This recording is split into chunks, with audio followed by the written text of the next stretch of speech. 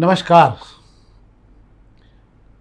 हमारा एक विशेष कार्यक्रम दोपहर न्यूज़ का हमने प्रारंभ किया है, कहाँ गए वो लोग। यह कार्यक्रम इस शहर में जिन लोगों ने राजनीति में अपनी विशेष पहचान बनाई, जो लोग राजनीति में शिखर तक पहुँचे और बेदाग छवि के साथ राजनीति से बाहर निकले, इस काजल की कोठरी में उन पर कहीं कोई दाग नहीं लगा और जब भी उनकी राजनीति को लेकर जिक्र होता है तो लोग बहुत सम्मान के साथ में उन्हें याद करते हैं। इस क्रम की आज पहली कड़ी हम बनाने जा रहे हैं। पहली कड़ी में हमने आज कामरेड होमिदा जी का चयन किया है। होमिदा जी, जिन्होंने इस शहर में मजदूरों की राजनीति करने के स्वभाव को बदला और बहुत लंबे समय तक वे इंदौर की राजनीति पर शिखर के रूप में शामिल रहे और जिन्होंने इस शहर को बहुत सारी सौगात दी है। हमने उनका जीवन देखा है बहुत करीब से, जिसके बारे में हम आज उनके साथ लंबा जीवन बिता चुके कामरेड राजेश शर्मा, जो कांग्रेस की राजनीति बाद में करने लगे थे, उन्होंने लंबा समय दाजी साहब के साथ बिताया है और बहुत करीब से दाजी साहब के जीवन को देखा और उससे बहुत कुछ सीखा उन्होंने। आज हमने इस पूरे कार्यक्रम को बनाने में राजेश शर्मा जी की बड़ी भूमिका रही हमारे साथ में और उन्होंने पुराना बहुत सारा संदर्भ हमें दाजी साहब के बारे में निकाल कर उनके फ़ोटो और वो चीज़ें जो 1967, 62, 45 तक के संदर्भ उन्होंने हमको निकाल के दिए, जो आज के ज़माने में मिलना बहुत मुश्किल है। पर हमें भी लगा कि पूरे कार्यक्रम को जानने के बाद, उन पर निकली किताब पढ़ने के बाद, कि वाकई कामरेड होमिदा जी इस शहर के लायक नेता तो थे। वो उनकी कमी जो है ये हमेशा बनी रहेगी। जो भी लोग अगर दाजी साहब के बारे में जानना चाहते हैं तो उन्हें ये कार्यक्रम शुरू से आखिरी तक देखना चाहिए। इस शहर में 3 लाख से अधिक लोगों को बसाने का काम भी कामरेड होमिदा जी के सौजन्य से हुआ है, जिसके बारे में हम बाद में बात करेंगे। मैं बहुत संक्षेप में दाजी साहब के बारे में जो जानकारी आपको दे रहा हूँ वो ये है कि कामरेड होमिदा जी छात्र जीवन से ही इंदौर की राजनीति में जुड़ गए थे। होलकर कॉलेज के छात्र रहे, उन्होंने वहाँ से LLB भी किया था और वो गोल्ड मेडलिस्ट भी रहे। इसके बाद उनकी राजनीति धीरे धीरे परवान चढ़ने लगी। 1952 में उन्होंने पहला चुनाव कम्युनिस्ट पार्टी के सौजन्य से लड़ा था और मैदान पर उतरे थे वे, पर वे उसमें सफल नहीं हो पाए। इसके बाद वे राजनीति में निरंतर बने रहे और मजदूरों के बीच उन्होंने साथ नहीं छोड़ा। हारने के बाद वे घर नहीं बैठे और उन्होंने मजदूरों के लिए मैदान में निरंतर लड़ाई लड़ी। इसके बाद 1957 का चुनाव नागरिक संघर्ष समिति के सौजन्य से लड़ा और वे विधानसभा क्षेत्र क्रमांक 2 से जीते। आपको यह भी आश्चर्य हो गया, उस जमाने में कांग्रेस की राजनीति के शिखर हुआ करते थे राम सिंह भाई, गंगाराम तिवारी जैसे कद्दावर नेता हुआ करते थे। उसमें द्रविड़ साहब भी थे जो इंटक की राजनीति किया करते थे और उस समय में मिलों 50,000 से ज़्यादा मजदूर मिलों में काम करते थे।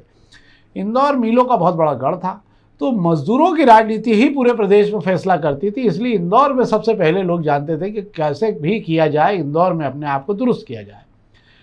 कम्युनिस्ट पार्टी और कांग्रेस 2 ही पार्टियां हुआ करती थी जिनका मैदान हुआ करता था। दोनों ही अपने आप धुर विरोधी पार्टियां थी। दोनों को लेकर लो है ये प्रक्रिया चुनाव की चलती थी, हमेशा खींचतान और ये सब हुआ करती थी। उसके बाद में 1967 के चुनाव में PC सेठी से जो है चुनाव हारे, पर 1962 में लोकसभा चुनाव जीते दाजी साहब। और दाजी साहब ने लोकसभा चुनाव जीतने के बाद में अपनी एक विशेष राष्ट्रीय स्तर की पहचान बनाई, जिस पर भी राजेश शर्मा आपको जानकारी देंगे।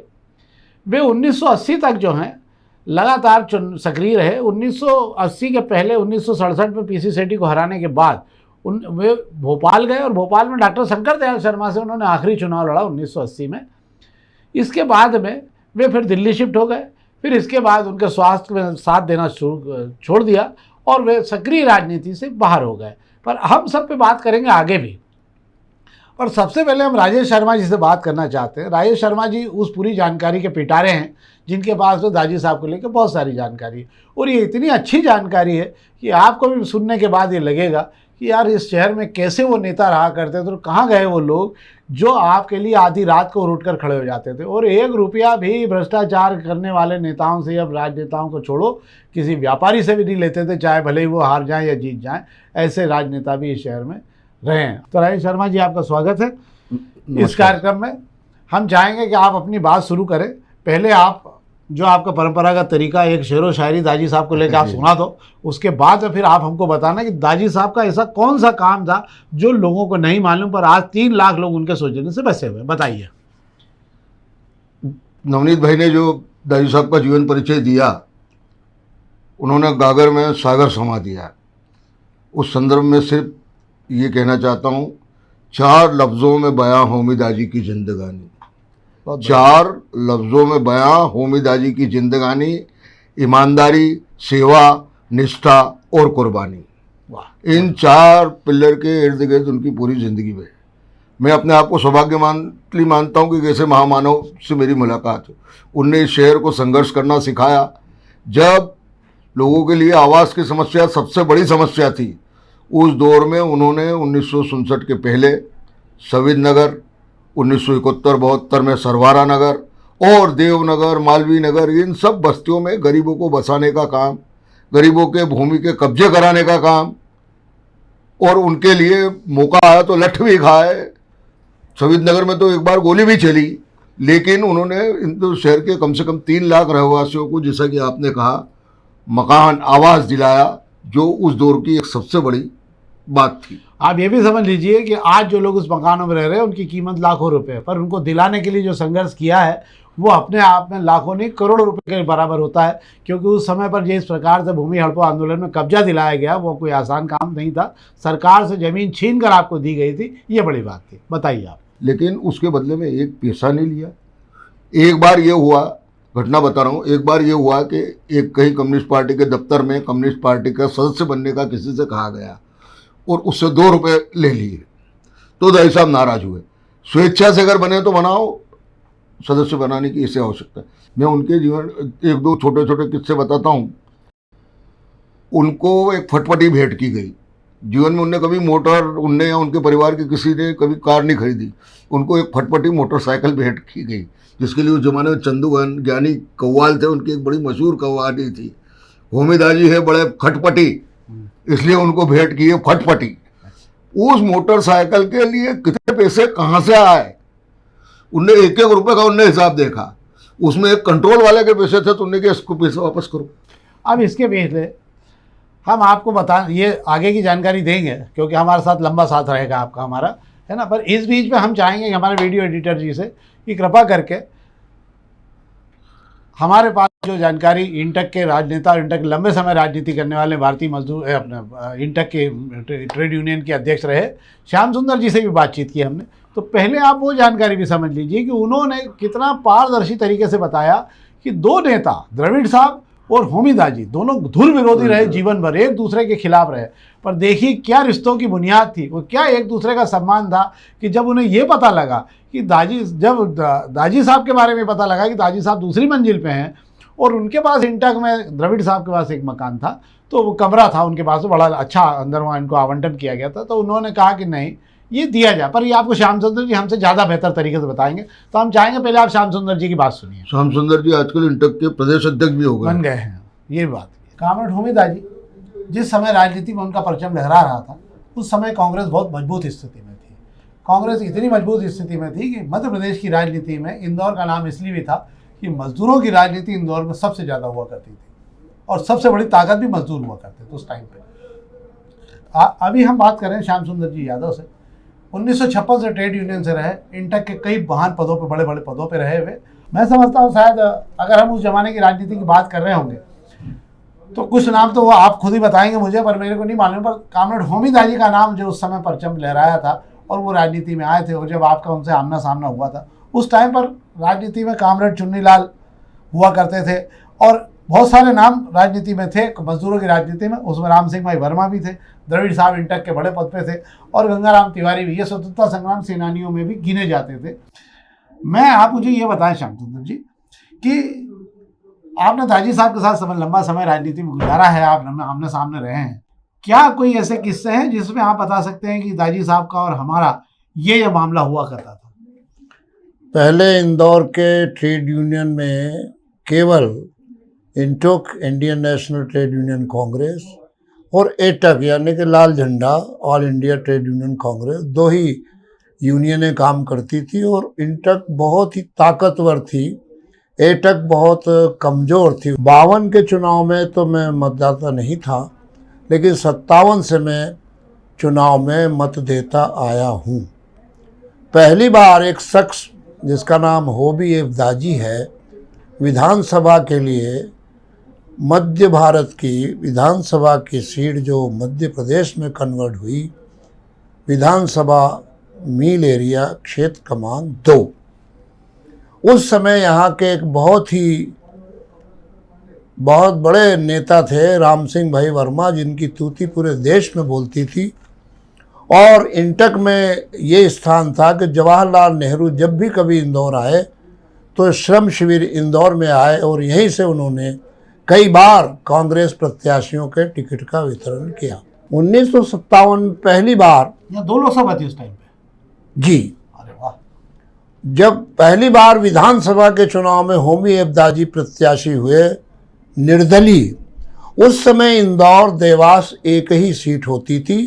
तब गंगाराम तिवारी जैसा ज़मीनी नेता, जो मजदूर नेता, फ्रीडम फाइटर थे, उनके सामने मुकाबला होमी दाजी का था। और मुझे कहने में कोई गुरेज नहीं है कि हमारी INTC यानी कांग्रेस के प्रत्याशी गंगाराम तिवारी को पराजय मिली। होमी एबदाजी चुनाव जीत गए। होमी दाजी ने जब इंदौर में नागरिक समिति का निर्माण किया तो बहुत कम लोग जानते हैं कि इंदौर में साइकिलों पर टैक्स लगता था। एक बिल्ला होता था, उस पर नंबर होता था और लिखा रहता था उस पर म्यूनिसिपैलिटी इंदौर, और उसका 2 आना 4 आना भी, ये चंदे का कितना लेते थे वो तो मुझे ध्यान नहीं है। लेकिन सबसे पहले उन्होंने इंदौर की जनता के लिए, इंदौर के नागरिकों के लिए उन्होंने ये आवाज़ उठाई और वो साइकिल पर जो शुल्क लगता था, टैक्स लगता था, वो बंद करा दिया कि लोकसभा के लिए विधानसभा की जीती हुई सीट को छोड़कर उन्होंने लोकसभा के लिए प्रत्याशी घोषित कर दिया। जो 2 बार से 1952, 1957 में राम सिंह भाई पश्चिम निमाड़ से लोकसभा का चुनाव जीते, इंदौर से लोकसभा का चुनाव लड़ा और हमारे बहुत ही आदरणीय और बहुत ही बुलंद नेता थे। लेकिन मुझे ये कहने में कोई गुरेज नहीं है कि होमी एबदाजी साहब ने 62 के लोकसभा चुनाव में राम सिंह भाई को भी पराजय दी। तो 57 में इंटक के एक दिग्गज नेता गंगाराम तिवारी, जिन्होंने मील मजदूरों के लिए, राम सिंह भाई ने मील मजदूरों के लिए, द्रविड़ साहब और राम सिंह भाई मील मजदूरों के लिए साबरमती से गांधी जी से प्रशिक्षण लेकर इंदौर आए थे। लेकिन इस व्यक्ति ने, होमी एबदाजी ने, विधानसभा 1957 और लोकसभा 1962 में इंटक के कांग्रेस के प्रत्याशियों को पराजय दिलाई। आपका कोई दाजी साहब के साथ कोई ऐसा कभी बातचीत या कोई ऐसा मैदानी उसमें कहीं साथ में कोई ऐसी लड़ाई हुई आपकी है कि मजदूरों को लेकर जब एक जाजम पे आए हों आप? एक उदाहरण मैं आखिरी में देना चाहता हूं कि जब बापू सिंह मंडलोई राज्य परिवहन निगम के अध्यक्ष बने तो होमी दाजी साहब यहीं चमन बाग चौराहे पर दूसरी मंजिल पर रहते थे। तो उन्होंने कहा कि इनको चढ़ने में तकलीफ़ होती है, बहुत बात की बात बता रहा हूँ। तो उन्होंने बापू सिंह मंडलोई ने बात करके और उनको हाउसिंग बोर्ड के नीचे वाले ग्राउंड फ्लोर पर ला के रखा। उनको कहीं से जानकारी मिली कि द्रविड़ साहब का स्वास्थ्य इन दिनों खराब है और वो श्रम शिविर में नहीं रहते। मेरा कहने का तात्पर्य ये कि देखा जाए तो एक दूसरे के ध्रुव थे, ये नदी के 2 किनारे थे। लेकिन सोहनलाल शिंदे जो होमी दाजी के एक सीनियर कार्यकर्ता थे, पार्षद थे, उप महापौर भी बने थे, उनको उन्होंने मेरे पास भेजा कि तुम श्याम सुंदर के पास जाओ और पता करो द्रविड़ साहब क्या है। और मैं उनको अपनी जीप से यहाँ से जब ले गया तो मैंने पहली बार ऐसा सुना कि द्रविड़ साहब ने और होमी दाजी में जो वार्तालाप हुआ, उन्होंने होमी एफ दाजी कुछ नहीं, उन्होंने कहा होमी कैसे हो। तो मुझे लगा कि ये दोनों एक दूसरे के सामने वर्षों तक लड़ते रहे, लेकिन आज उन्होंने, और मुझे कहा श्याम सुंदर अब मैं यहाँ रह रहा हूँ पलासिया में, मेरा जो ग्राउंड फ्लोर का रूम है, कमरा है, वो होमी दाजी के लिए आप दे दीजिए। तो एक ऐसे नेता जिन्होंने आपसी वार्तालाप में एक दूसरे के समक्ष अपना प्रतिकार किया हो, ऐसे देख कर के मुझे लगा कि मुझे भी कुछ सीखने की, समझने की ज़रूरत है। और पहले ऐसा नहीं होता था, ट्रेड यूनियन लीडर वो होता था जो मजदूरों की हितों की बात करता था। और जैसा आपने कहा कि अगर मजदूरों की त्रुटि है, मजदूरों की गलती है, तो उनको भी कहा जाता था। और इसीलिए हिंदुस्तान के कारखाने, कपड़ा मिलें सुचारू रूप से संचालित थी। तो ये तो श्याम सुंदर जी यादव थे, जिन्होंने हमें यह भी बताया कि दाजी साहब के अपने युग में किस प्रकार की राजनीति होती थी। कुछ और भी हम लोगों से आपको रूबरू करवाते हैं। इसके बाद में जो दो एक किस्से आपके पास में और भी हैं जो आप बताओगे हमें, इसके अलावा और कौन सा किस्सा है जिस पर आप बात करना चाहते हो कि बताइए।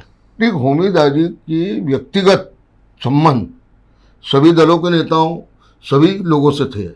शेर व शायरी की दुनिया में, साहित्य जगत में भी उनका बड़ा हस्तक्षेप था। केफी आजमी, शाहिर लुधियानवी, के भोपाली जैसे लोग और डॉक्टर शिव मंगल सिंह सुमन उनके निकटस्थ दोस्तों में से थे। कि मालवा मिल चौराहे की आम सभा में विश्वनाथ प्रताप सिंह ने भरी आम सभा में कहा कि मैं हिंदुस्तान में दो लोगों की ईमानदारी से प्रभावित हूँ, दो लोगों को ईमानदारी का आदर्श मानता हूँ, एक स्वर्गीय लाल बहादुर शास्त्री और दूसरा आपके होमी दाजी। माला मिल की आम सभा में कहा। अर्जुन सिंह ने जब होमी दाजी भूख हड़ताल पर बैठे और भूख हड़ताल का 5वां दिन था, तब होमी दाजी ने जो सार्वजनिक रूप से जो संदेश दिया उसमें कहा कि मुझे होमी दाजी की भूख हड़ताल का अफसोस है और दुख इसलिए नहीं है कि एक व्यक्ति भूखा है, दुख इसलिए है कि पूरा मजदूर आंदोलन भूखा है और मैं चाहता हूं कि वो भूख हड़ताल तोड़े। ये अर्जुन सिंह जी ने कहा। उनके बारे में इंदिरा जी ने किला मैदान की आम सभा में कहा।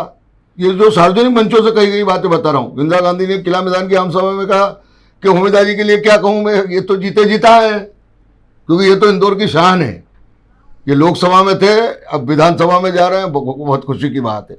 उनके बारे में डॉक्टर राम मनोहर लोहिया ने सुभाष चौक के आम सभा में कहा कि होमी दाजी बहुत अच्छी हिंदी बोलते हैं, लेकिन ये पार्लियामेंट में इंग्लिश बोलते हैं, इनको पार्लियामेंट में जिता के भेजाओ, पर साथ में शर्त लगाओ कि ये हिंदी में ही बोलेंगे। जॉर्ज फर्नांडिस से लेकर तमाम बड़े नेता दाजी साहब का बहुत सम्मान करते थे, उनसे बड़ी मित्रता रखते थे। एक ऐसा मार्मिक किस्सा है जो हम आपको सुनवाएंगे राजेश शर्मा जी से। वो ये है कि बलराज साहनी उस जमाने के माने हुए का स्टार थे फिल्मों के, वो जो है इंदौर आए थे और एक कुछ दुखद हादसा ऐसा हुआ था। पर दाजी साहब का क्या साफ सुथरा चरित्र था, उन्होंने राजनीति नहीं की। उन्होंने ये बताया कि नहीं, जो बात जहाँ है वहाँ होनी चाहिए। पर इसके पहले हम चाहेंगे एक बार फिर हमारे वीडियो एडिटर जी से कि हमारे पास में दूसरे रूप में आलोक खरे जी थे जिन्हों से हमने बात की, और आलोक खरे के तुरंत बाद में हम आपको वो भी दिखाते हैं जो कामरेड ओम प्रकाश खड़के वो भी उनके साथ रहे, और वो इतना रोचक किस्सा आपको बताएंगे कि कोर्ट में एक ऐसे केस में दाजी साहब ने इतना शानदार तरीके से आर्ग्यू किया कि 40 मजदूरों को जो है उम्र भर की सज़ा होने वाली थी और मजिस्ट्रेट ने उनको तत्काल बरी किया। ये बहुत बड़ी बात रही। तो हम चाहेंगे वीडियो एडिटर जी से कि पहले इन दोनों लोगों के बारे में जानकारी दिखाई जाए। दाजी साहब के इस कार्यक्रम में हम एक और कड़ी लाए हैं, और आलोक खरे जी स्टेट बैंक ऑफ इंदौर अधिकारी समन्वय समिति जो है उसके अंदर लंबे समय से अध्यक्ष हैं, और लंबा समय ट्रेड यूनियन में निकला है आपका भी। बहुत सारी बातें जो दाजी साहब के साथ आपने की हैं, और दाजी साहब का बहुत करीब से जिन लोगों ने देखा है, जिन लोगों ने उनसे बात की है, जिन लोगों ने उनको समझा है, उसमें आलोक खरे जी का नाम भी सबसे ऊपर रहेगा। आलोक खरे जी से हम ये भी जानना चाहेंगे कि उस समय की राजनीति में किस प्रकार का एक ताकतवर नेता का हस्तक्षेप होता था। उन्होंने बताया उनका सामाजिक क्रम भी बहुत अच्छा था। तो पहले हम ये पूछना चाहेंगे कि आप जब वो ट्रेड यूनियन की राजनीति करते थे, कम्युनिस्ट पार्टी की राजनीति हुआ करती ट्रेड यूनियन की, तब आप ये बताएं मुझे कि उस समय पर क्या पहला अनुभव रहा आपका जब आपका उनसे आमना सामना रहा? तो दाजी साहब का व्यक्तित्व बहुत ही चमत्कारी था, और सामाजिक और ट्रेड यूनियन क्षेत्र में काम करने वाले सभी लोगों के लिए वो एक आदर्श और प्रेरणा का विषय थे। मुझे याद पड़ता है कि जब मैंने ट्रेड यूनियन का काम प्रारंभ किया तो सबसे पहले मैं आदरणीय दादी जी को उनके प्रति सम्मान प्रकट करने के लिए उनसे मिला। बहुत छोटा होने के बावजूद भी उन्होंने मुझे बहुत प्रोत्साहित किया। मुझे याद आता है एक ऐसा समय जब ट्रेड यूनियन में हमारे नेताओं के बीच आपस में विवाद की स्थितियां बन गई थी, तो उन्होंने सारे लोगों को एक साथ अपने साथ बैठाया, बातों को सुना, और हम सबको ये नेक सलाह दी कि अगर आप कोई अच्छा काम करना चाहते हैं तो छोटे छोटे आपसी विवादों से ऊपर उठकर काम करना पड़ेगा। दाजी साहब के साथ में खरे साहब एक वो बच्चों के लिए भी एक बड़ा अच्छा काम करते हैं, और लंबे समय से वो आज भी जारी है। श्रमिक क्षेत्र में उन बच्चों को प्रोत्साहन देने का काम भी करते हैं, उन बच्चों की शिक्षा का भी ध्यान रखते हैं, और इस प्रकार की जो सामाजिक मोटिवेशन का काम है वो भी वो इस प्रकार के आयोजनों में दिया करते हैं। तो एक आपने मुझे बताया था पहले भी कि दाजी साहब जो है, हम जब वो अच्छे ताकतवर थे और उनका एक अपना एक वजूद था, तब किसी छोटे कार्यक्रम के लिए बोलना बड़ा कठिन होता था, पर जब वो गए और उन्होंने बात की तो उन्होंने तत्काल जब सहमति दी तो बड़े अभिभूत हुए। क्या है पूरा मामला वो भी? दरअसल दाजी साहब न सिर्फ ट्रेड यूनियन बल्कि पूरे समाज के दलित कमज़ोर वर्गों की भलाई, ये भी उनके आदर्शों और उद्देश्यों में से एक था। ये कहीं ना कहीं उनकी प्रेरणा ही थी कि बैंक ट्रेड यूनियन में हमने समाज सेवा प्रकोष्ठ नाम का एक संगठन बनाया और तंग बस्ती के बच्चों और महिलाओं की भलाई के लिए काम करने के कार्यक्रम शुरू किए। ये कार्यक्रम अभी शुरू ही हुए थे कि हम परदेशीपुरा में धर्मशाला में बच्चों का एक कार्यक्रम करना चाहते थे, करीब 250-300 बच्चों का, और उसमें मुख्य अतिथि के रूप में आदरणीय होमी दाजी साहब को आमंत्रित करना चाहते थे। लेकिन हमें लगता था कि उनके ओहदे को देखते हुए, उनकी ऊंचाई को देखते हुए ये बहुत छोटा सा कार्यक्रम है। बहुत संकोच करते हुए हम उनको आमंत्रित करने के लिए गए और जब उन्होंने हमारी बात सुनी तो बहुत अधिक खुश हुए। तब वो थोड़ा आश्वस्त भी रहते थे। व्हील चेयर में बैठकर वो हमारे कार्यक्रम में आए, पूरे कार्यक्रम में शुरू से आखिरी तक बैठे और उसके बाद हमें इतना प्रोत्साहित किया कि हम उस सिलसिले को आगे बढ़ाते हुए तंग बस्ती के बच्चों के व्यक्तित्व विकास शिविर के कार्यक्रम जारी रख सके और ये सिलसिला आज भी जारी है। दादी साहब अपने समय से बहुत आगे थे। उनके जैसा सरल व्यक्तित्व, आदर्श व्यक्तित्व न सिर्फ इंदौर में बल्कि पूरे देश में कहीं दिखाई नहीं पड़ता। अपना पूरा जीवन, अपनी सारी सुख सुविधा, अपने परिवार की सारी सुविधाएं उन्होंने एक लक्ष्य, एक आदर्श जो उन्होंने अपनाया उसके लिए समाहित कर दी। लेकिन ये भी ज़रूरी है कि आने वाली पीढ़ियाँ ऐसे व्यक्तित्व के बारे में जानें, सुनें और समझें और उनकी विरासत को संभाल कर रखें। दाजी साहब पे कोई किताब वगैरह लिखी गई है क्या? दाजी साहब पर पेरीन होमी दाजी ने एक आत्मकथा पुस्तक लिखी है जिसमें दाजी साहब और उनके पारिवारिक घटनाओं का विवरण है यादों की रोशनी में, और वह एक बहुत ही अच्छी किताब है जिसे सभी को अवश्य पढ़ना चाहिए। तो ये तो थे आलोक खरे साहब जिन्होंने हमें जानकारी दी दाजी साहब के व्यक्तित्व को लेके। इसी कार्यक्रम को हम और आगे बढ़ाएंगे और आगे बढ़ाने के बाद हम आपको बताएंगे कि दाजी साहब का विराट व्यक्तित्व कितना आगे पहुंचा था।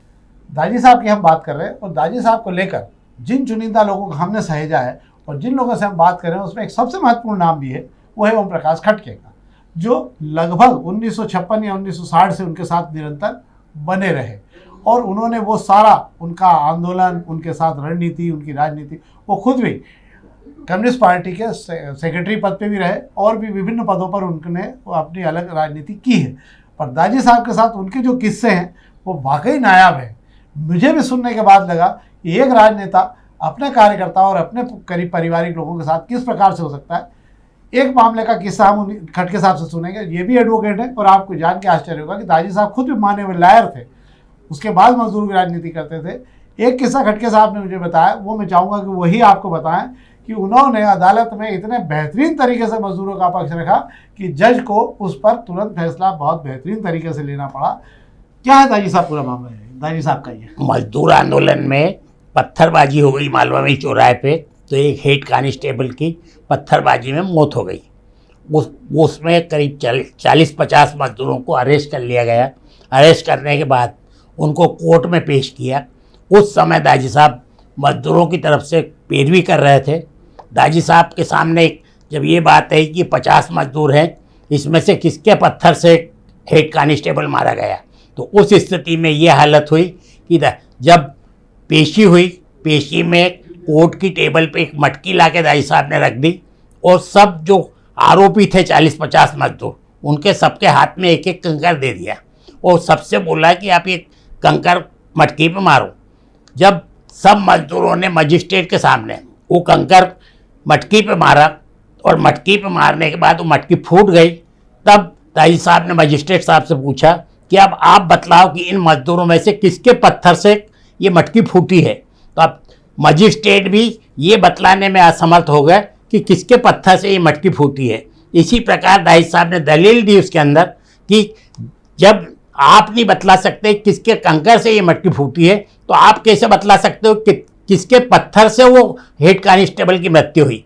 तो ऐसी स्थिति में वो 40-50 मजदूरों को उस मटकी फूटने का जब मजिस्ट्रेट नहीं बतला सकते हैं, तो हेड कांस्टेबल को किसके पत्थर से मौत हुई ये नहीं बतला सकते थे। वो 40-50 मजदूर सब उस केस के अंदर बरी हुए। ये दाजी साहब का एक ऐतिहासिक किस्सा है, जब वो कोर्ट में वकालत भी करते थे और मजदूरों के साथ में जन नेता का काम भी करते थे। आप वो भी किस्सा हम आपसे खटके जी से सुनेंगे कि 4 आने कीमत बढ़ गई थी तेल की, 4 आने बढ़ गई थी, 4 आने मात्र कीमत बढ़ गई थी तेल की। उसको लेकर दाजी साहब ने तमाम नेताओं के साथ मैदान पकड़ा था और एक बहुत बड़ा आंदोलन हुआ। क्या था पूरा मामला? जब 4 आने में खाने के तेल पे 4 आने महंगाई बढ़ी तो दाई साहब ने मजदूरों को आह्वान किया कि अपन जुलूस लेके इसका विरोध करेंगे। इंदौर के तमाम मजदूर जुलूस लेके मील एरिया से जुलूस लेकर राजबाड़े पर पहुंचे और दाई साहब ने उसको सराफे की तरफ जुलूस जाने के लिए निवेदन किया, तो पुलिस वालों ने उनको उस जुलूस को रोक दिया। उस जुलूस को जब सराफे की तरफ जाने से रोक दिया तो दाजी साहब अड़ गए कि हम तो जुलूस लेके जाएंगे, या तो महंगाई कम करो या फिर ये जुलूस को लेके जाएंगे। तो वहाँ पे पुलिस ने उन सब मजदूरों के जुलूस के ऊपर लाठीचार्ज कर दिया। लाठीचार्ज करने से ये हुआ कि मजदूर और पुलिस का झगड़ा हो गया। पुलिस और मजदूर का झगड़ा होने से ये स्थिति हो गई कि जो मजदूर मिलों में काम कर रहे थे वो मजदूरों को पता चला कि पुलिस ने मजदूरों के ऊपर लाठीचार्ज किया है, तो वो सब मजदूर अपने मिलों से निकल के मैदान में और सड़कों पर आ गए। तो पुलिस इतनी परेशान हो गई कि वो 4 आने की जो तेल पर महंगाई बढ़ी थी, मध्य प्रदेश के मुख्यमंत्री को उस महंगाई को रोकने के लिए एक विशेष कदम उठाना पड़ा। लेकिन वो आंदोलन 5 दिन तक चला, क्योंकि उसमें सैकड़ों मजदूरों को जेल में बंद कर दिया था। जेल में बंद करने के बाद फिर रोज मिलों से जुलूस निकलते थे, और जब मिलों से जुलूस निकलते थे तो पुलिस को कर्फ्यू लगाना पड़ा कि कब किस एरिया में क्या हो जाएगा। पुलिस को इतना परेशान होना पड़ा कि 5 दिन तक उस पर हड़ताल होती रही।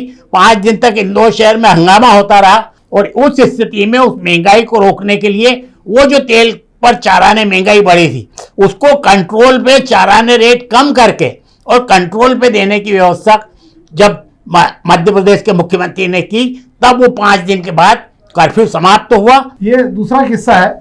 एक और किस्सा बड़ा ही मार्मिक और भावुक किस्सा भी वो, कि दाजी साहब अपने कार्यकर्ताओं का या अपने जुड़े हुए छोटे से छोटे कार्यकर्ता का भी पूरा ध्यान किस प्रकार रखते थे, और उसके प्रति दाजी साहब नहीं, दाजी साहब के यहाँ पेरिन दाजी भी पूरा ध्यान रखती थी परिवारों का, ताकि किसी के परिवार में कोई संकट हो तो पेरिन दाजी पहले याद आती थी, दाजी साहब बाद में याद आते थे।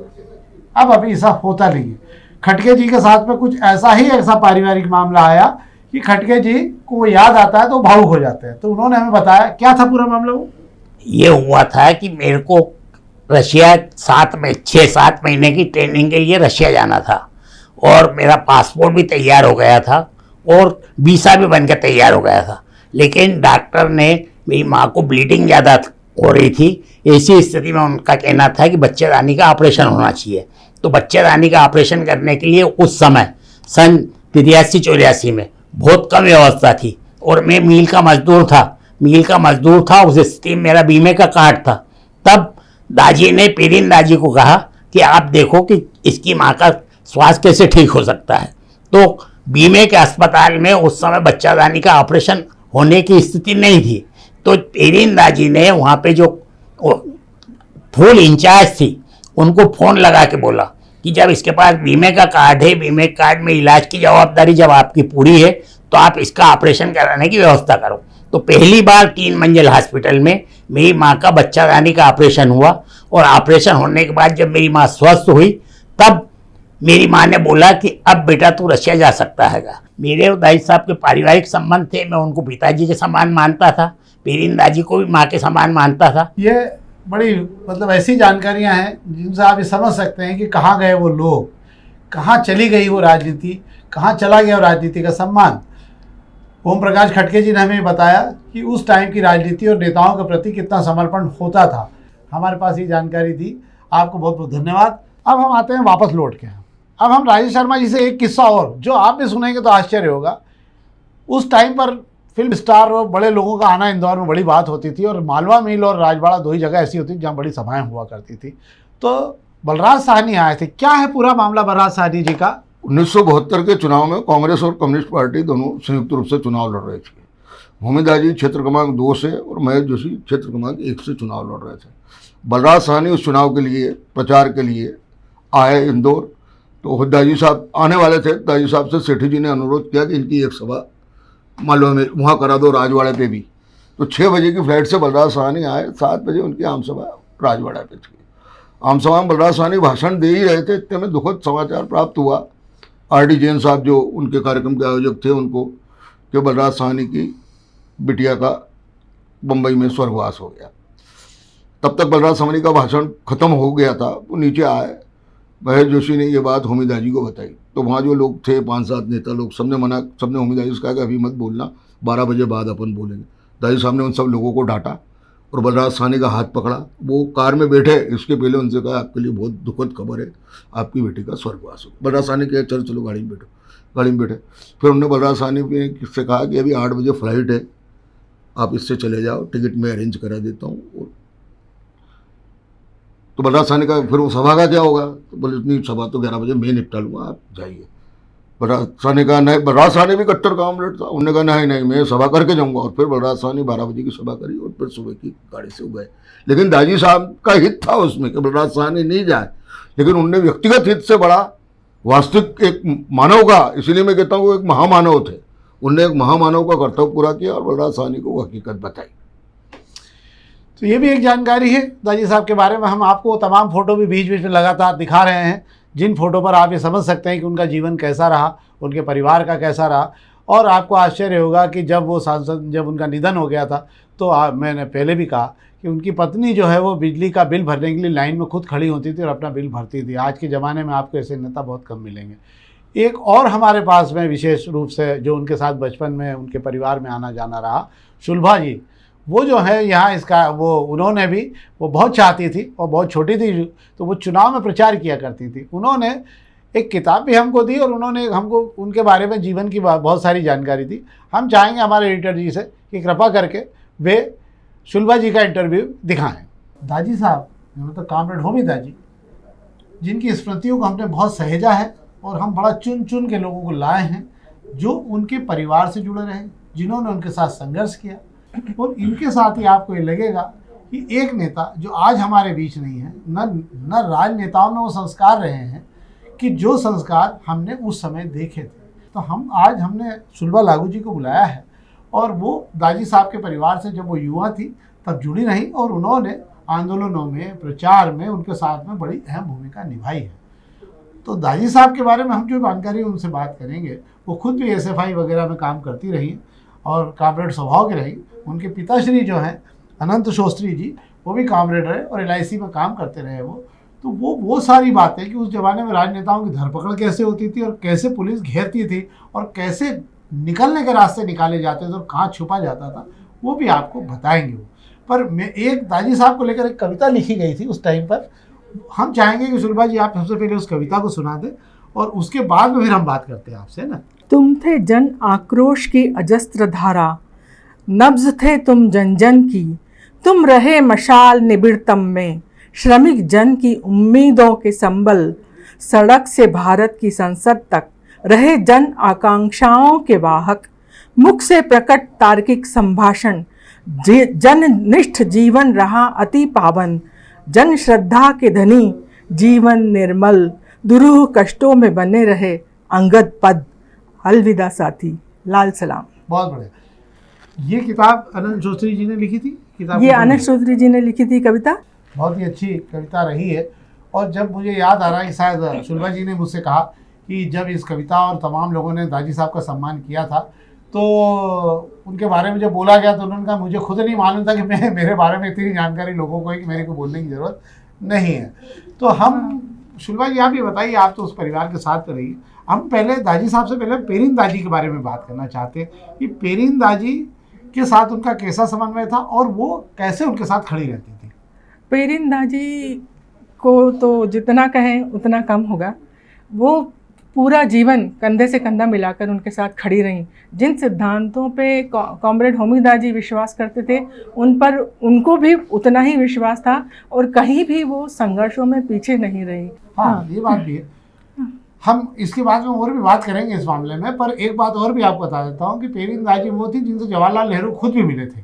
तो ये तो थी शुलभा जी जिन्होंने हमें बहुत पारिवारिक जानकारी भी दी उनके बारे में और बताया कि दाजी साहब का मूल स्वभाव कैसा था, पेरिन दाजी साहब का स्वभाव कैसा था और एक और सवाल मैं आपसे पूछ लेता हूँ कि आजकल लोग अपने बच्चों को पढ़ाने के बाद कोशिश करते हैं कि वो सक्षम बने और उनकी ताकत बढ़े, पर दाजी साहब की बेटी थी रूसी दाजी, रोशनी, हाँ, तो वो रोशनी दाजी थी, सॉरी, तो रोशनी जो है वो डॉक्टर बन के जब रशिया से आई थी, तो दाजी साहब ने उसको किसी बड़ी जगह पर बहुत स्टेबल करने की बजाय केवल मात्र 10 रुपए के लिए उन्होंने क्लिनिक खुलवा दिया, जहाँ वो मात्र 10 रुपए लेती थी और गरीब परिवारों का इलाज करती थी।